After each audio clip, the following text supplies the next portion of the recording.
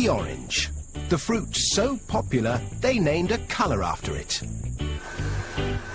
America glugs through 2.5 billion litres of the sweet juice every year, and most of it comes from Florida, where they harvest and squeeze over 30 billion oranges a year to keep the juice flowing. Florida, the Sunshine State, home of Disney World, Miami Vice, hanging chads, and oranges, millions upon millions of oranges. In fact, orange trees outnumber people 3 to 1 in Florida, and they produce over 6 million tons of citrus fruit every year. And almost all of it ends up as breakfast orange juice. To grow oranges, what you need is good soil, large quantities of blissful Florida sunshine, and buckets and buckets of rain. Thanks to the sizzling sunshine and dismal downpour, Tom's able to grow 5 different varieties of oranges here. They do this because each variety ripens at different times of year, which means you can enjoy OJ all year round. But how do they know when an orange grove is ripe for harvesting? To guarantee that the juice will be liquid sunshine, the sugar-to-water content is analysed, yielding a measure known as the Brix. When it's at least 10% sugar, the oranges are ripe for the picking. But there's no substitute for the taste test. Can't beat that. Ready to make orange juice. The fruit might be tasty, but it's not going to make juice if it's left on a tree.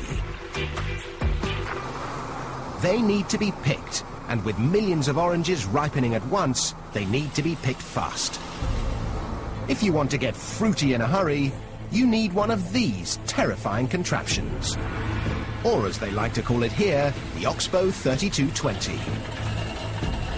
This magnificent machine is what's known in the trade as a continuous canopy shaker. And this particular machine was designed by Tom Visser. The Oxbow can harvest an incredible 2 tons of oranges every minute. This performance comes at a price. A pair of these mechanical orange pickers will set you back $1 million. Just as well, Tom's got enough work to keep them busy, picking 2 million boxes of oranges, totaling 81,000 tons of fruit per year. Once the oranges have been picked, the race is on to make sure your breakfast OJ tastes as fresh as can be. So the fruit is shipped out in these 400 horsepower transport trucks, 20,000 kilos at a time. The trucks bring them to an OJ processing plant, like this one in Lake Wales. Dave Crumbly makes sure they don't run out of oranges. We'll do about... So more often than not, Dave gets his daily dose of vitamin C. To begin with, the oranges are washed out of the trucks. The fruit is then carried along 2 kilometers of conveyors into the processing plant where it's graded. The oranges are separated by size, and it's time to extract the juice. But these days you won't find gangs of sad-looking orange squeezers with sore wrists. This is orange juice squeezing on an industrial scale. This fearsome machine drops each orange into a ring of metal prongs, which squeeze out the juice before ejecting the pith and peel. From orange to OJ in the blink of an eye. Of course, when it comes to OJ, the world is divided into 2 great opposing camps. One likes it smooth, the other with bits.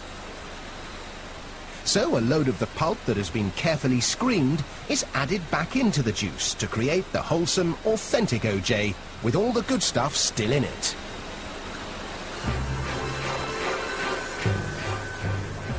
The OJ is now ready to be poured into cartons.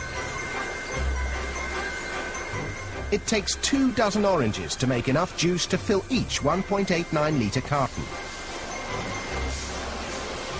But quantity counts for nothing unless the quality is good enough to keep orange juice the world's favourite breakfast tipple.